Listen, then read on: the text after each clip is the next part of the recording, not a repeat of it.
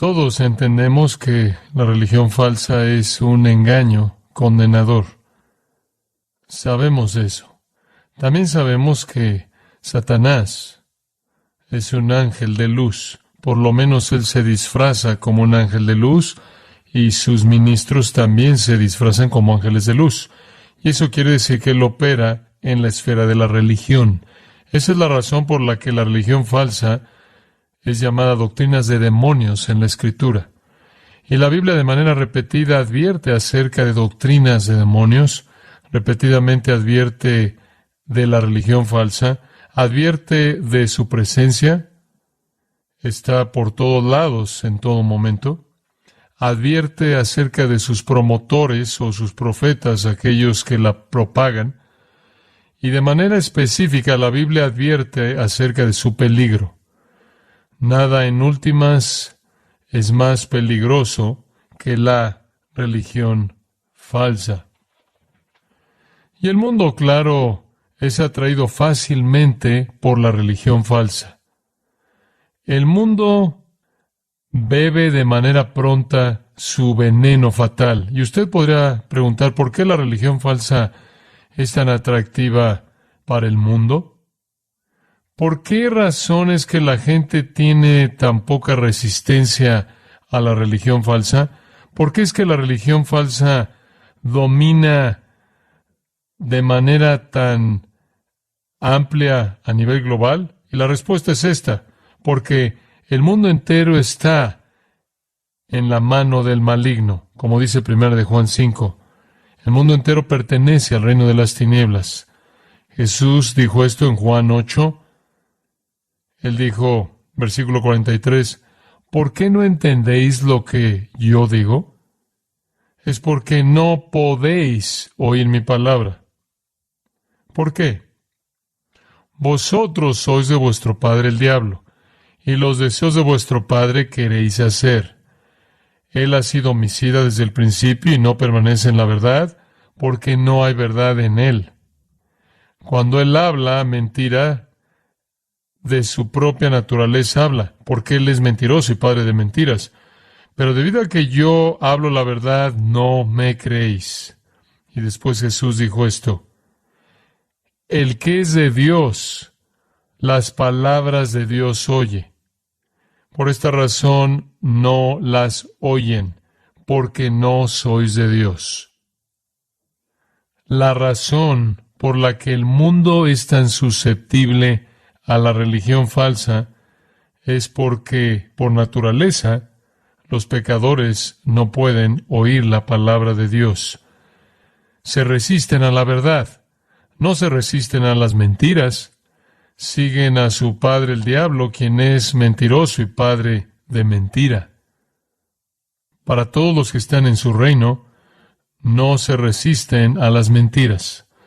Y entonces el mundo entero cree mentiras religiosas y no tiene la capacidad de rechazar las mentiras porque no puede rechazar al mentiroso. Esa realidad se encuentra detrás del texto que queremos ver el día de hoy. Mi preocupación no es con qué facilidad la gente es llevada a la religión que condena. Mi preocupación es cuán difícil es para la gente abrazar la religión verdadera. Es fácil para la gente incrédula caer en la religión condenadora. Eso es natural para ellos. Es difícil para la gente no salva abrazar la religión verdadera de Dios. No es natural para ellos. Es, dicho de otra manera, fácil para la gente seguir las mentiras de Satanás al infierno. Es muy difícil que la gente siga la verdad de Dios al cielo. En el Sermón del Monte, este sermón famoso que ocupa Mateo 5, 6 y 7, nuestro Señor está presentando un contraste entre la religión verdadera y la religión falsa. Y necesito decir desde el principio que la religión falsa que él está presentando a manera de contraste con la religión verdadera no es alguna forma de religión pagana, sino que más bien es religión que dice estar basada en la Escritura. Lo que es una forma falsa de religión del Antiguo Testamento. Este es el peor de los engaños. Cuando usted está así de cerca de la verdad, usted está tratando con la revelación en sí de Dios, pero usted la ha torcido y la ha convertido en una religión falsa. Las religiones falsas no siempre son etiquetadas. La religión falsa puede ser etiquetada judaísmo. La religión falsa puede ser etiquetada cristianismo. La religión falsa incluso puede ser etiquetada evangélicos. La religión falsa incluso puede hablar de Cristo y del Evangelio. El Sermón del Monte está diseñado para desenmascarar la forma falsa, la adulteración de la religión bíblica verdadera que fue practicada por los judíos bajo el liderazgo de los fariseos y los escribas. Y el punto distintivo claro del sermón se encuentra en el capítulo 5, versículo 20. Porque os digo que si vuestra justicia no fuere mayor que la de los escribas y fariseos, no entraréis en el reino de los cielos. Los escribas y los fariseos eran los promotores de la religión del Antiguo Testamento, por lo menos por su definición, pero la habían convertido en una religión de justicia por obras, en donde usted se gana su camino al reino de los cielos. Los escribas y los fariseos eran los legalistas más quisquillosos del planeta, basaban todo lo que hacían en el Antiguo Testamento, la revelación divina de Dios, y por muy justos que eran, no tenían el tipo de justicia que les permitiría entrar al reino de los cielos. Y entonces nuestro Señor dice, a menos de que vuestra justicia sea mayor que la de los escribas y los fariseos, no entraréis en el reino de los cielos. Bueno, ¿qué tan justo tiene que ser usted? Al final del capítulo 5 lo expresa de esta manera, versículo 48. Sed pues vosotros perfectos, como vuestro Padre que está en los cielos es perfecto. ¿Quiere usted entrar al reino del cielo por las obras? Entonces sea perfecto. ¿Qué tan perfecto? Tan perfecto como Dios es. Para ganarse su entrada al cielo, usted tiene que ser tan perfecto como Dios. La religión falsa del judaísmo consistía en que usted se podía ganar su entrada al cielo mediante su justicia, mediante sus obras, mediante sus actividades religiosas. El sermón está diseñado para mostrar la insensatez de eso. Y Jesús de manera sistemática ataca todos los aspectos de ese judaísmo falso y desmantela todos ellos y los aplasta bajo el peso de lo corto que ellos quedaban. Y esencialmente les dice, en lugar de estar orgullosos por sus méritos religiosos, necesitan verse a sí mismos como pobres en espíritu. Necesitan llorar, necesitan ser mansos y humildes, necesitan tener hambre y sed de una justicia que no tienen, necesitan ser misericordiosos, necesitan ser puros de corazón, necesitan ser pacificadores. Esas son todas las bienaventuranzas. En lugar de ser orgullosos y pensar que han alcanzado el estándar que Dios demanda para entrar en su reino, necesitan estar quebrantados y aplastados bajo la realidad de que no entrarán en su reino mediante sus obras a menos de que sean tan perfectos como Dios es, y eso no es verdad de nadie. Entonces, realmente, desde el capítulo 5, versículo 1, hasta el capítulo 7, versículo 12, nuestro Señor presenta un contraste entre la religión falsa de los judíos con la religión verdadera, la religión de las obras en contra de aquella de la fe. Después Él llega a una advertencia final. En el capítulo 7, versículo 13, este es el final de este gran sermón. Y Él comienza al decir esto. Versículo 13, entrad por la puerta estrecha, porque ancha es la puerta y espacioso el camino que lleva a la perdición, y muchos son los que entran por ella. Porque estrecha es la puerta y angosto el camino que lleva a la vida, y pocos son los que la hallan. Aquí él señala que es difícil para los pecadores salir de las mentiras de la religión falsa. Es difícil para aquellos que han sido engañados, cuyas mentes han sido cegadas por Satanás, venir a la verdad. Es difícil. ¿Por qué? Bueno, puede ver lo que acabamos de leer. Pocos son los que la hallan. No es visible de manera inmediata. Es difícil de encontrar, y no solo eso.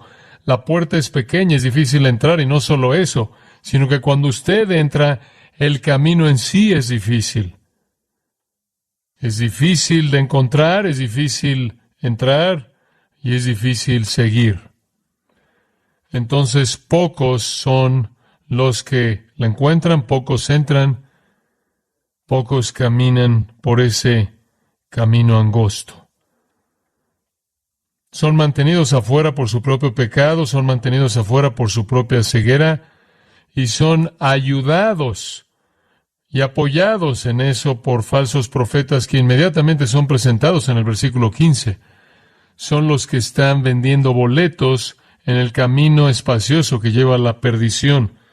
Falsos profetas que vienen a vosotros con vestidos de ovejas, vienen a ustedes vestidos en lana como profeta, se presentan a sí mismos como profetas verdaderos, pero por dentro son lobos rapaces. Véanlos de cerca, por sus frutos los conocerán. Él lo vuelve a decir en el versículo 20, por sus frutos los conoceréis, vean sus vidas. Los falsos profetas deben ser fácilmente desenmascarados. Vean la corrupción de sus vidas. Ahora únicamente quiero recordarle de nuevo que esta no es una comparación entre el judaísmo y el islam. O adelantándolo al resto del Nuevo Testamento, esto no es nosotros comparando el cristianismo con el hinduismo. Esto es ver la religión falsa comparada con la religión verdadera cuando ambas dicen ser bíblicas. Entonces usted puede estar cerca de la religión verdadera del judaísmo, cerca de la religión verdadera del cristianismo, y estar en el camino espacioso que lleva a la perdición. Ahora, habiendo dicho eso, llegamos al versículo 21, y es donde quiero que concentremos nuestra atención. Nuestro Señor advierte, comenzando en el versículo 21, de dos posibilidades inaceptables. Número 1, mera profesión verbal. Simplemente palabras. Versículos 21 al 23. Y en segundo lugar, versículos 24 al 27, mero conocimiento intelectual. Y él muestra que la profesión verbal, incluso con respecto a la verdad, y el conocimiento intelectual, incluso en relación con la verdad, no necesariamente salvan. De hecho, en este caso, él señala que las palabras vacías y los corazones vacíos no salvan. Los dos párrafos que llevan este gran sermón a su conclusión presentan el mismo asunto. La única diferencia es que uno trata con la profesión verbal y el otro trata con una especie de conocimiento intelectual. La profesión verbal no es suficiente para salvar y el conocimiento intelectual de la verdad no es suficiente para salvar. ¿Qué estamos diciendo aquí?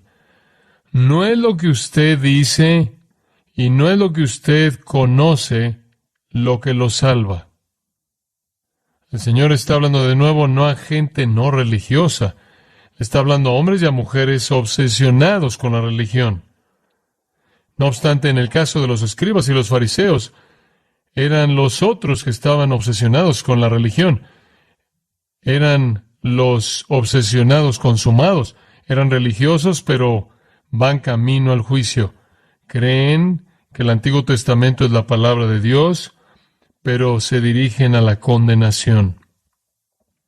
En las palabras de Pablo, tener una forma de piedad, sin la realidad, sin el poder.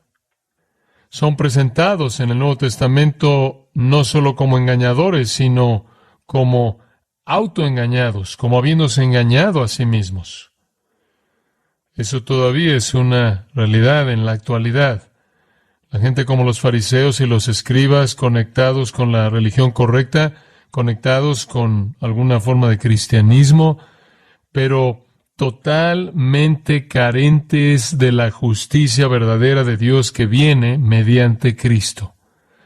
Tenemos multitudes de almas engañadas en las iglesias y en el grupo que se identifica con Jesús, que piensan que debido a que han hecho alguna profesión, alguna afirmación verbal para identificarse con el cristianismo, con Jesús, y debido a que conocen unos cuantos hechos acerca de Él, todo está bien.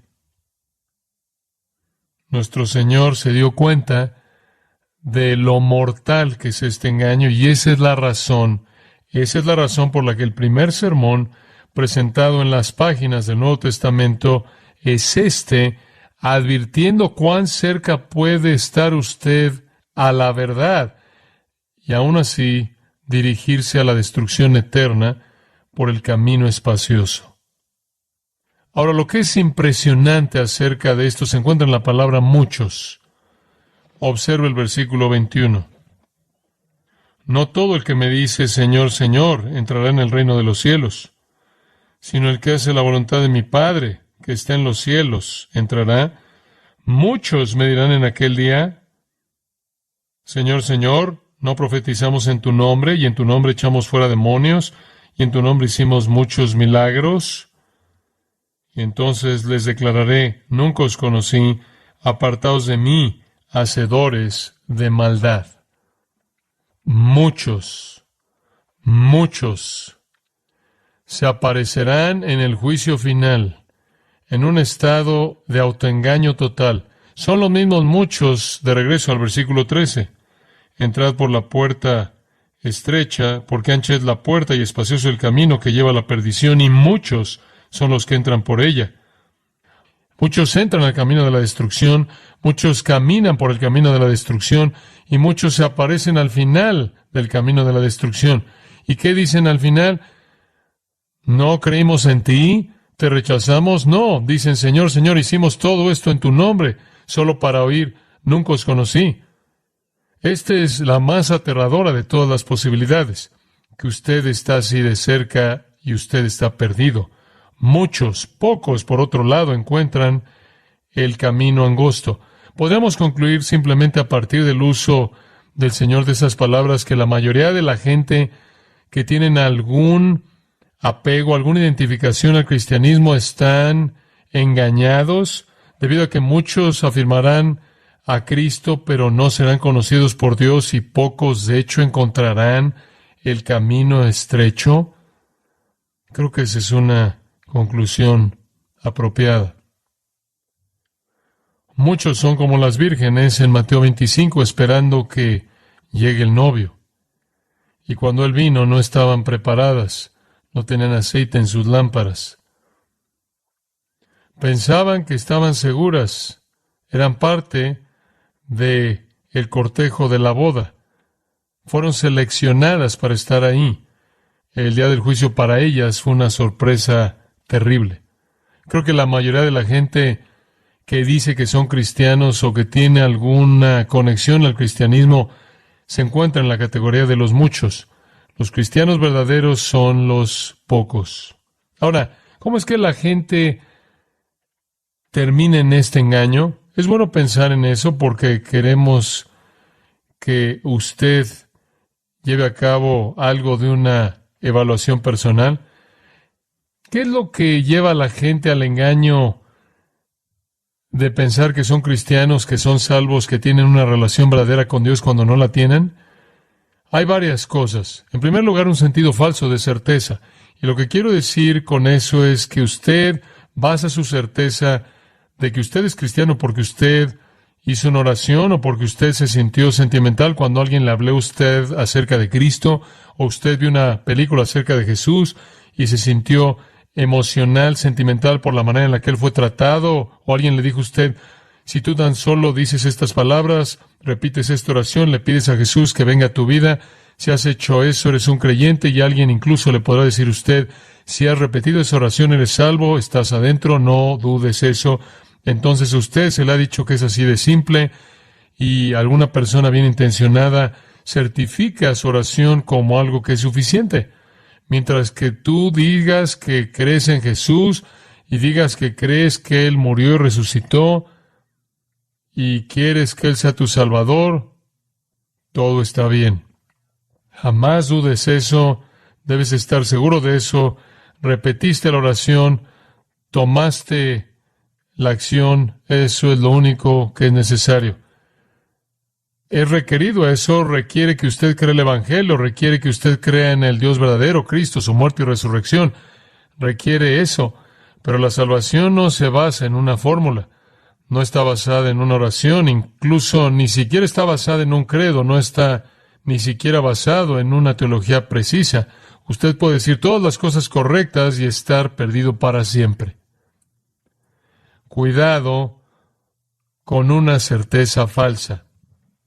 En segundo lugar, la gente es llevada a este sentido falso de seguridad mediante una ausencia de evaluación personal. Una ausencia de evaluación personal.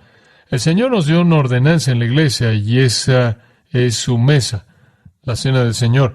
Y el apóstol Pablo nos dice que cuando nos congregamos como iglesia y venimos a esa mesa, debemos examinarnos a nosotros mismos. No es tan solo un memorial, no es tan solo un recordatorio, no es tan solo recordar la muerte de Cristo, el cuerpo y la sangre de Cristo, es eso, pero también es ver hacia adentro a nuestros propios corazones y realizar una evaluación honesta de nuestra condición. No hacer eso es comer y beber de una manera indigna, y eso trae juicio divino.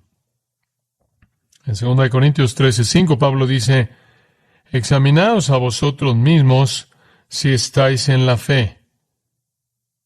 1 Corintios 11, él dice, examínese un hombre y después coma y beba. En 1 Corintios 11, él dice, que se examine a sí mismo y entonces coma y beba. No pensamos en la evaluación personal así, tendemos a estar tan orientados a la gracia, tendemos a que se nos diga que Dios nos ama tanto y el Evangelio es tan gratuito y la gracia es tan abundante que lo único que tenemos que hacer es simplemente estirar la mano y decir que queremos esto y es nuestro, y una vez que hemos hecho eso, tenemos el sentido falso de certeza. ¿Por qué nos vamos a volver introspectivos? ¿Por qué debemos realizar una evaluación de nuestro corazón en términos personales? Eso podría ser ofensivo para Dios, algunos dirían, porque cuestiona su gracia. Bueno, conforme usted se examina a sí mismo, usted está buscando esto. ¿Cuáles son mis deseos? ¿Qué es lo que me gusta? ¿Cuáles son mis anhelos y cuáles son mis motivos? Si todos son piadosos, entonces esa es la obra del Espíritu Santo. Si son mundanos y pecaminosos, sin importar lo que usted diga, no importa lo que alguien piense de usted, si la evaluación personal revela un corazón que desea el pecado, que ama el mundo, que está motivado por el deseo personal y la lujuria, no importa cuál sea su apego al cristianismo, no importa qué oración haya usted repetido, usted no ha sido cambiado. Otra cosa que lleva a la gente a esto es una fijación en la actividad religiosa. Quizás usted va a la iglesia, quizás usted va a un estudio bíblico, quizás incluso usted tiene pláticas acerca de las cosas de la Escritura, quizás usted se apega a cierto estándar ético que está asociado con la religión cristiana. Eso es muy común. Eso ha sido común en la historia de nuestra propia nación. Una especie de ética cristiana, judeocristiana, que ha dominado a nuestra sociedad realmente por muchos años. Ya no es así, pero así fue en un tiempo y la gente pensaba en la moralidad en términos cristianos, y la iglesia era una prioridad mucho más elevada de lo que es ahora. Pero tener una fijación en la iglesia y la actividad religiosa es una buena manera de estar engañado. Otro es lo que llamo un enfoque de intercambio justo. La gente está engañada porque es bastante común para la gente asumir que sus buenas obras sobrepasan a sus obras malas. Entonces, básicamente, la gente piensa, bueno, no soy tan malo como algunas personas. Usted siempre puede encontrar a personas peores que usted. Si no las conoce, usted las puede encontrar en Wikipedia. Siempre va a haber gente que es peor que usted. Y la mayoría de la gente piensa, bueno, mira, compensamos nuestras obras malas con nuestras obras buenas. Y debido a que usted sabe, probablemente no estamos haciendo cosas malas con tanta frecuencia como estamos haciendo cosas buenas, vamos a estar bien porque nuestros puntos positivos compensan y son mayores que los puntos negativos. Dios nunca juzga a nadie así. Y, por cierto, solo se necesitaría un punto negativo para enviarlo usted al infierno para siempre, porque ese pecado es suficiente para condenarlo eternamente. La gente es llevada a este sentido de compensar lo bueno y lo malo en sus vidas. Otra cosa que creo que lleva a la gente este engaño es pensar que son creyentes cuando no lo son. Y es la indiferencia a la Escritura. La indiferencia a la Escritura. Realmente no les importa leer la Escritura. No están interesados en particular en oír la Escritura. No están interesados en particular en aprender la palabra de Dios. No tienen un apetito por la verdad divina. Podrían tener una Biblia, pero realmente no la leen. No necesitan leerla. No se ven atraídos a ella. No es su pan, no es el alimento de su alma. Y debido a que hay indiferencia a la Escritura, hay ignorancia acerca de la Escritura y hay una desobediencia como resultado de esto a la Escritura. Aquí es en donde usted tiene a personas que dicen que son cristianos, pero están afirmando a los homosexuales, o afirman a los del grupo LGBTQ, o no les gustan las iglesias que adoptan una postura contra eso, o están a favor del aborto, lo que sea, quizás están a favor del sexo antes del matrimonio, la fornicación en alguna forma, siempre y cuando usted se ame el uno al otro, pero se llaman a sí mismos cristianos porque tienen algún apego sentimental a uno que piensan que es Jesús, pero son indiferentes a la Escritura y en los niveles que en cierta manera establecido realmente no tienen un interés en ella, no tienen un hambre por ella, no es el alimento de su alma, no se deleitan en sus verdades, no tienen un deseo por escarbar en sus verdades de tal manera que sus vidas puedan ser enriquecidas profundamente. No saben lo que dice, realmente no les importa lo que dice. De hecho, se ofenden por algunas de las cosas que están en la Biblia que ellos escogen rechazar. Si así se siente usted, usted se puede llamar a sí mismo un cristiano, pero usted se está engañando a sí mismo. Si usted ignora la Escritura, o si usted rechaza partes de la Escritura, o si usted discute con la Escritura o la tuerce o la manipula, bien podría ser que usted no es cristiano en absoluto. El resumen de esto es esto.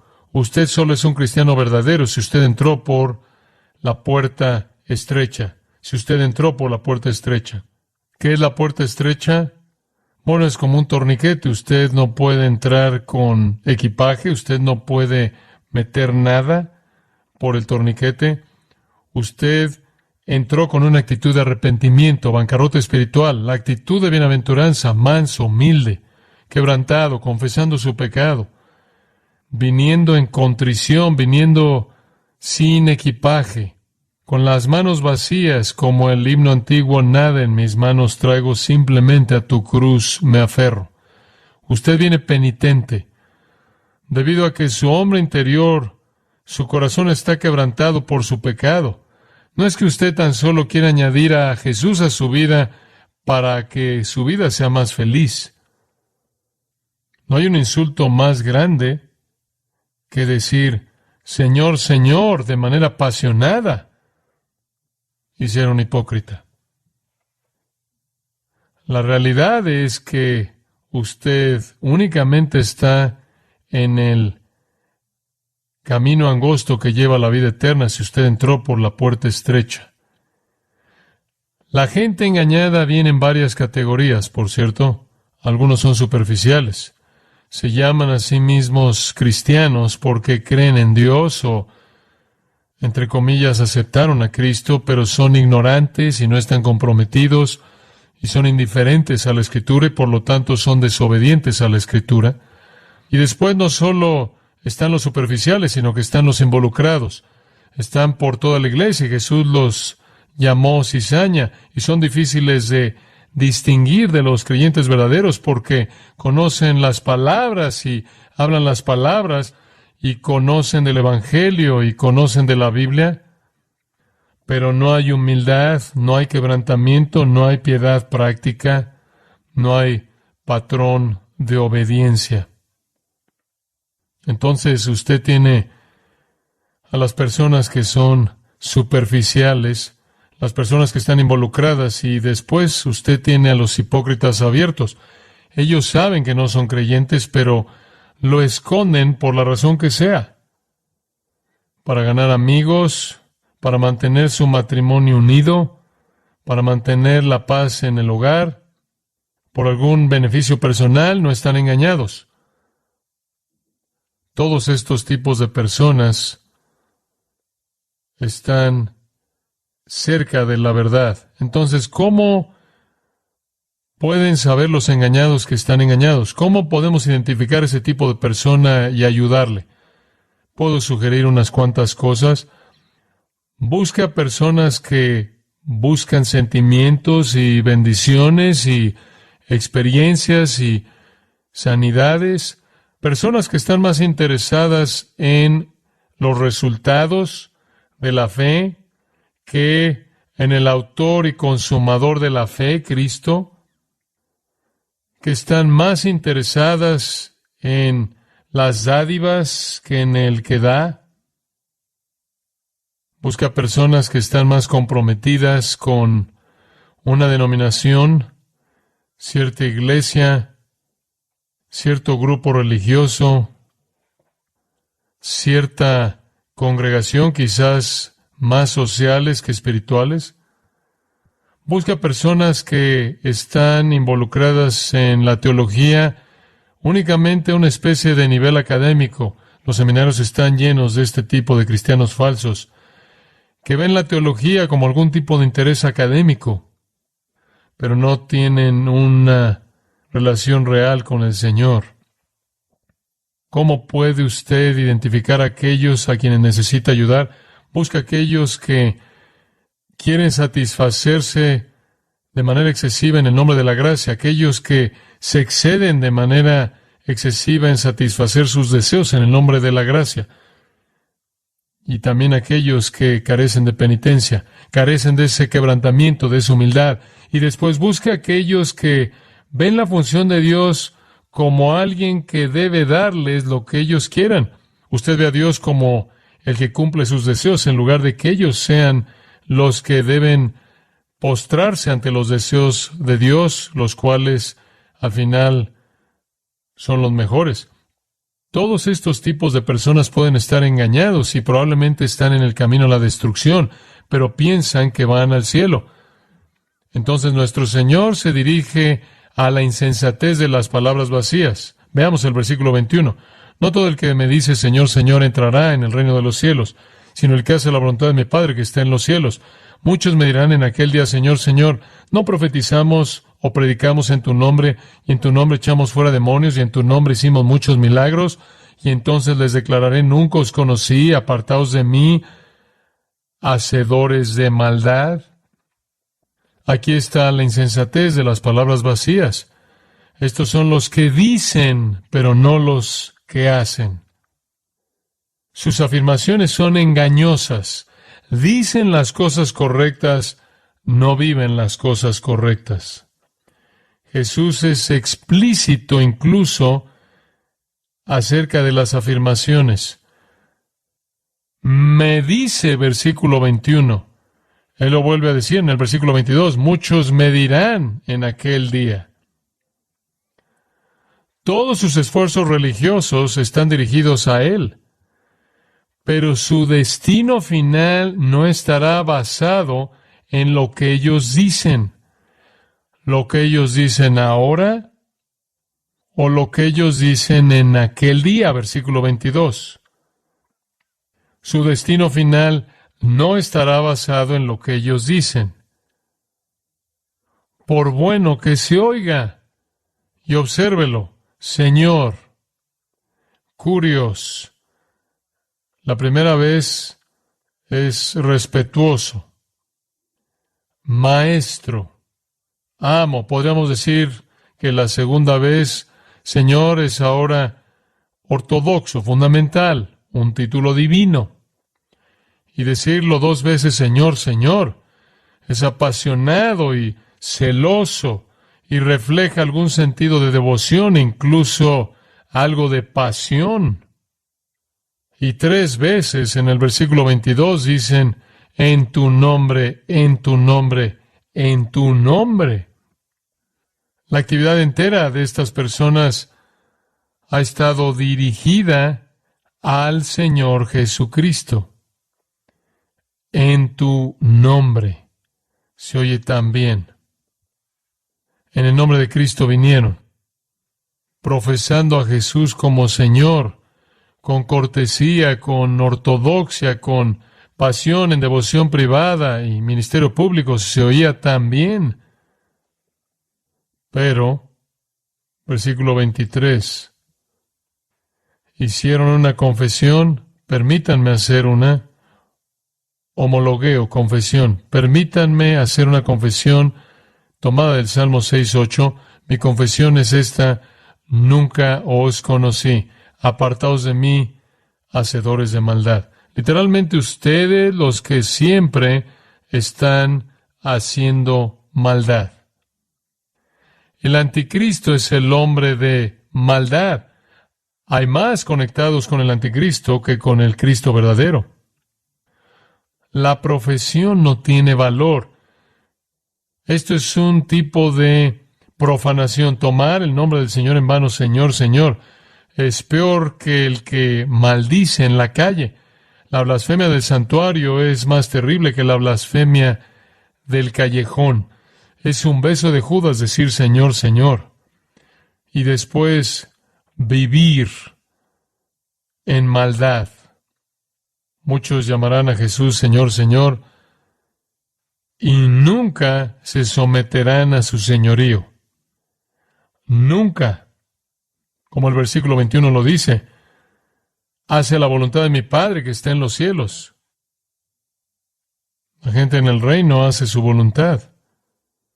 Efesios capítulo 2 dice que por gracia sois salvos por medio de la fe para buenas obras, las cuales Dios ha ordenado de antemano para que andemos en ellas.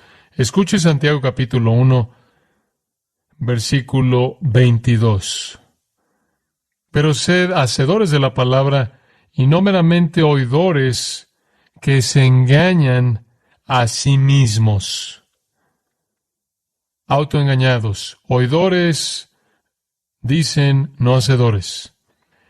La única manera posible de manifestar el cristianismo verdadero es practicar la ley de Dios. Buenas obras. Santiago lo dice de esta manera en el capítulo 12, versículo 14, la fe sin obras es muerta. Toda la actividad religiosa, sin importar cuán apasionada, sin importar cuán ortodoxa, que no resulte de la obediencia al señorío de Cristo, es maldad. Él dice, su predicación, su echar fuera demonios, sus supuestos milagros, todo es maldad. Lo hicieron en mi nombre, es maldad. Ni por un solo momento. El griego lo diría, ni por un solo momento los he reconocido como míos, ni los conozco de manera íntima. Ustedes están apartados para siempre de mi presencia. Ustedes que hacen maldad, no me importa lo que digan, es lo que hacen.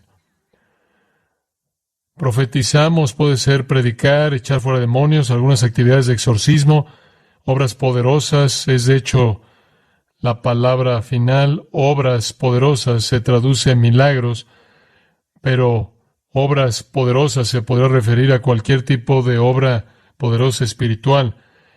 Afirman haber hecho todas esas cosas. ¿Fueron legítimas? ¿Acaso su predicación fue real? ¿Acaso su esfuerzo por echar fuera demonios fue la obra real de Dios? ¿O fueron como los hijos de Seba? ¿Acaso las obras poderosas que hicieron fueron obras de Dios? Claro que no, porque fueron maldad. Simplemente porque alguien habla bien de Jesús, puede recitar un credo ortodoxo, parece ser apasionado y abierto y profesar o incluso predicar a Cristo, y dice haber hecho obras en el nombre de Cristo, no es prueba de que pertenece a Cristo.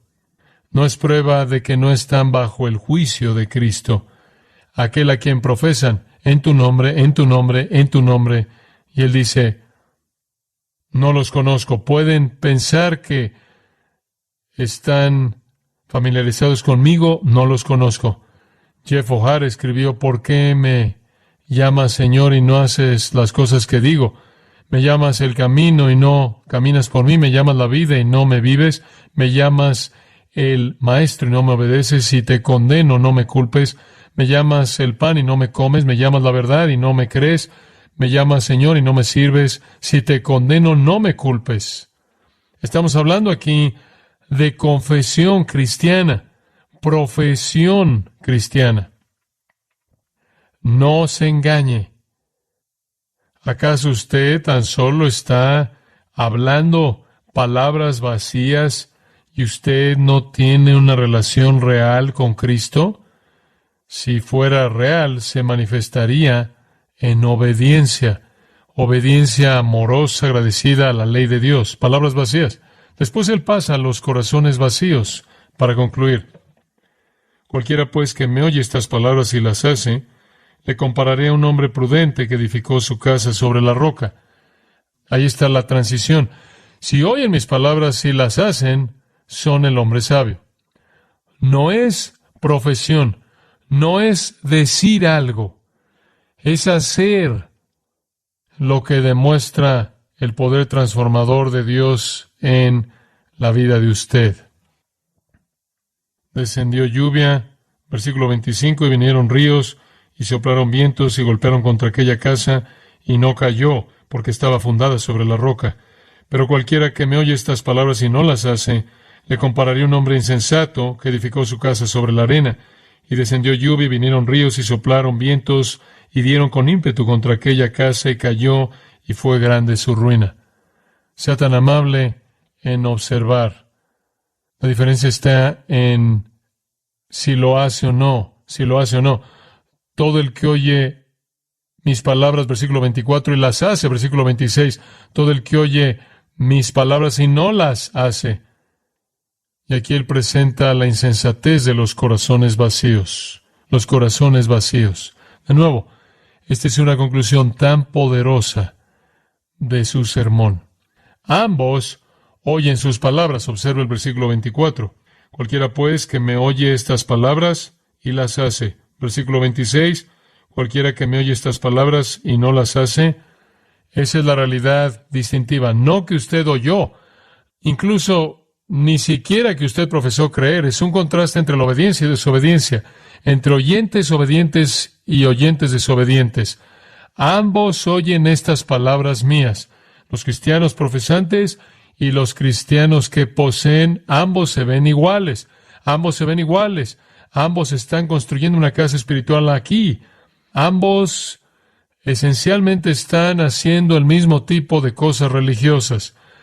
Pertenecen a la iglesia visible, podríamos decir. Leen la Escritura, asisten a las reuniones, pueden predicar, podrían ir en contra del reino de Satanás, podrían decir que Dios está haciendo cosas poderosamente a través de ellos. Ambos están haciendo la misma profesión y la misma afirmación. Dicen que oyen la palabra de Dios. El punto no es que si la oyen, no es lo que dicen, es lo que hacen. Y por cierto, como nuestro Señor dijo, Cuando ven al trigo y la cizaña creciendo juntas, no las arranquen porque no pueden distinguirlas. Se nos recuerda eso aquí, de nuevo. Únicamente la tormenta va a revelar la condición verdadera. Las casas se ven iguales. La gente que está viendo las casas no conocería la diferencia hasta que la tormenta llegara. La tormenta manifestará la verdad. Las semejanzas son obvias. Ambos construyeron una casa, la vida de la actividad religiosa. Las construyeron con los mismos materiales, sin duda alguna, en el mismo lugar. El mismo lugar es obvio porque la tormenta que viene es para ambas.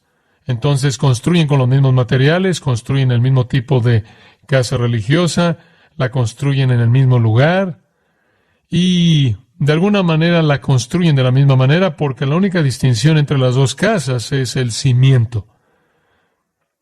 Aquí está el punto. Uno construye sobre Petra, cama de roca. Uno construye sobre Amón, arena del mar.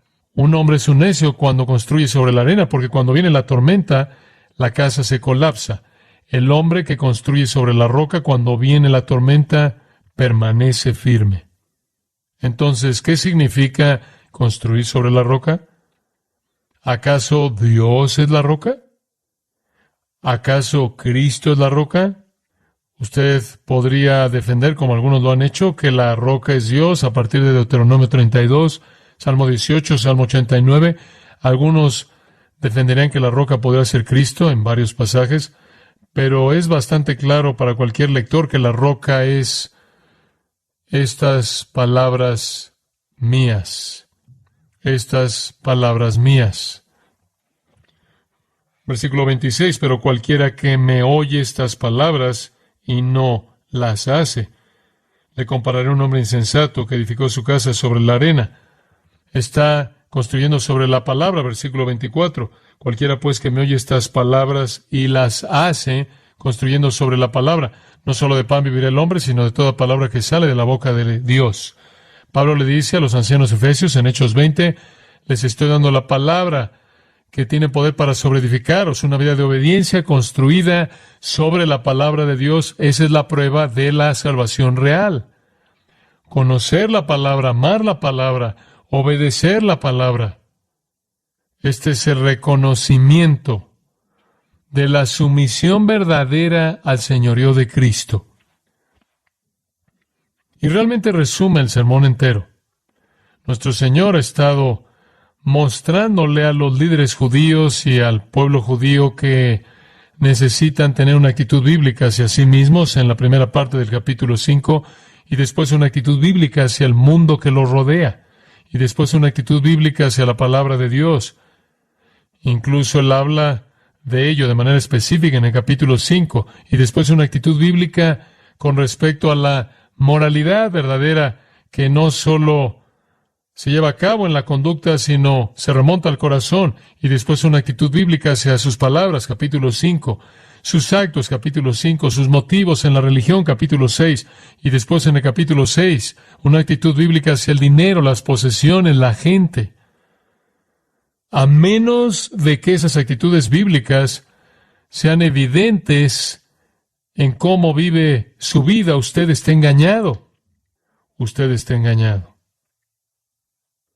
Y quizás usted no pueda ser distinguido de nadie más hasta que la tormenta venga. Usted debe construir sobre la roca, usted debe construir sobre la palabra de Dios. Ahora observe algunas de las diferencias. Uno construyó a la manera fácil, podríamos decirlo, y el otro de una manera difícil. Es fácil construir sobre la arena, no hay mucho que preparar, usted no tiene que escarbar, es como la puerta ancha, el camino espacioso. ¿Por qué la gente construye sobre la arena? ¿Por qué estarían apresurados y tomarán un atajo y buscarán resultados rápidos? Los insensatos siempre están deprisa. Apresúrate, hazlo rápido. Repite esta oración, muévete. No hay tiempo para la convicción del alma, no hay tiempo para el escarbar en profundidad, no hay tiempo para el arrepentimiento profundo, el escudriñar el corazón. Usted construye sobre la arena cuando usted está deprisa. Usted construye sobre la arena cuando usted es superficial. Son referencias superficiales a Cristo.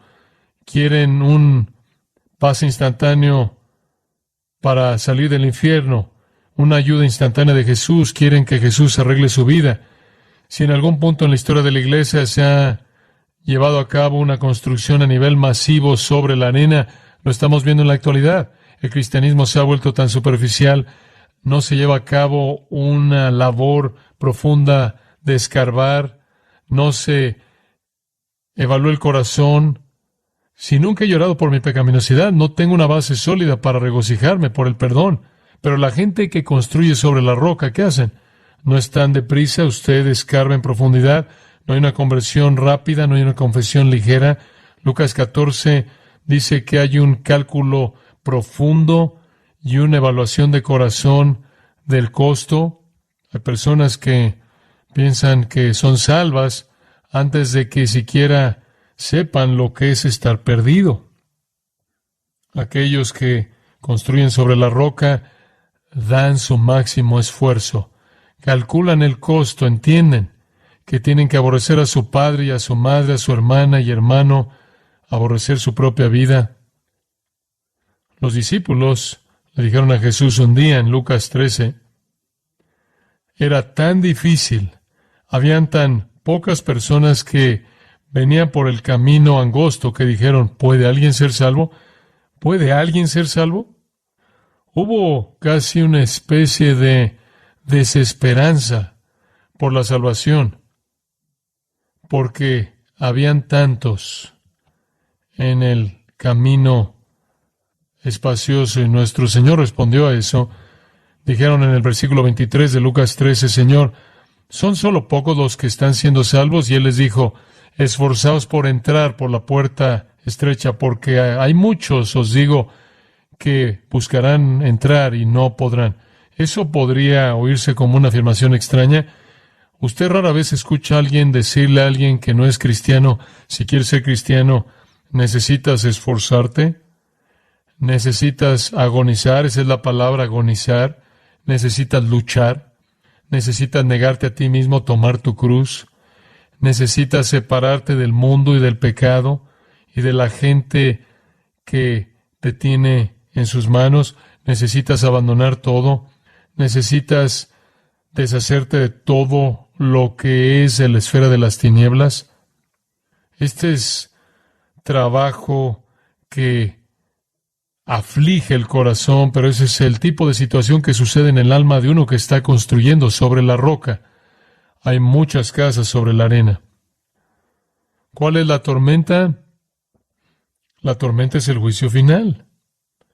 El que construyó sobre la roca se vació a sí mismo de la justicia personal, la autosuficiencia, sabe que no tiene nada para recomendarse ante Dios, abrumado por su pecado, y hace el esfuerzo máximo en la fortaleza del Señor para colocar la palabra de Dios en su corazón para que no peque.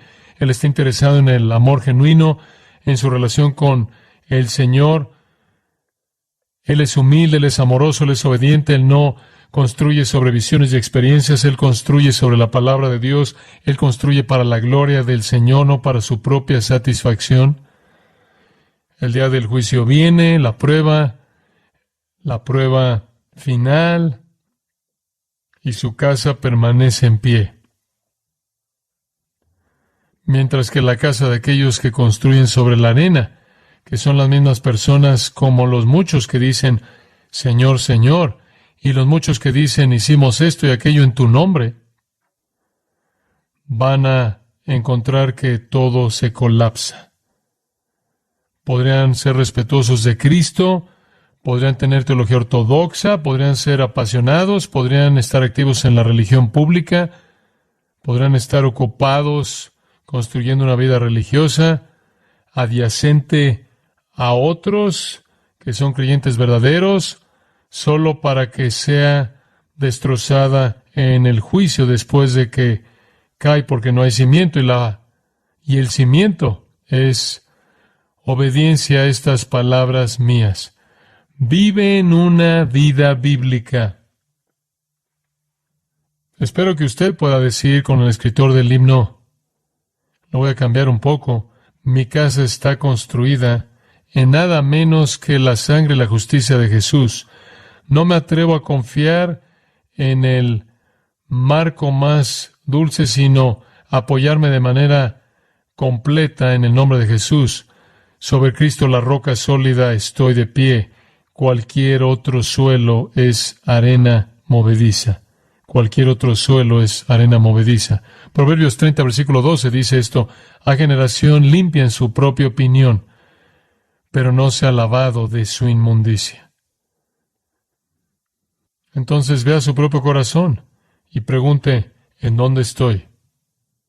¿Soy uno de los que están construyendo sobre la arena porque no estoy construyendo sobre la palabra de Dios y una vida de obediencia a su palabra? Esta es una invitación y es una advertencia, y fue contundente, y debe serlo. Y la respuesta, versículo 28. Y cuando terminó Jesús estas palabras, la gente se admiraba de su doctrina. Se admiraba, estaba literalmente fuera de sí, sorprendida, asombrosa. Dicho de manera coloquial, lo que dijo los dejó boquiabiertos. Boquiabiertos. ¿Por qué? Porque les enseñaba como quien tiene autoridad y no como los escribas. Él tenía autoridad porque él era Dios. Y este es su mensaje. Este fue el primer sermón registrado en el Nuevo Testamento, en el Evangelio de Mateo. Esto era lo que estaba en el corazón de Jesús. No estén cerca de la religión correcta, pero eternamente perdidos. Entren por la puerta angosta, sin nada que ofrecerle al Señor, sino su propia desesperación, para entrar al camino angosto, el cual es un camino de obediencia y el fin es vida eterna. Oremos. Padre, la palabra es viva y eficaz y más cortante que toda espada de dos filos, y penetra y corta. Gracias por decirnos la verdad. Gracias por el amor que ama lo suficiente como advertir. Y Señor, gracias por colocar en mi corazón que debiéramos ver este pasaje hoy sin conocer a toda la gente que nos ha acompañado de esta manera fuera de lo normal. Pero tú conoces los corazones, que haya evaluación personal genuina, evaluación de corazón, y que toda persona vea la verdad. Señor, eso solo puede suceder si tú iluminas sus corazones para tu gloria, por causa de tu propio nombre. Brilla la luz de la gloria del Evangelio en los corazones de aquellos que están engañados, para que se puedan volver no solo aquellos que dicen, sino aquellos que hacen. Aquellos cuyas vidas están construidas sobre la obediencia a tu palabra, motivados por amor hacia ti. Esa sería nuestra oración. Te damos toda la alabanza. Amén.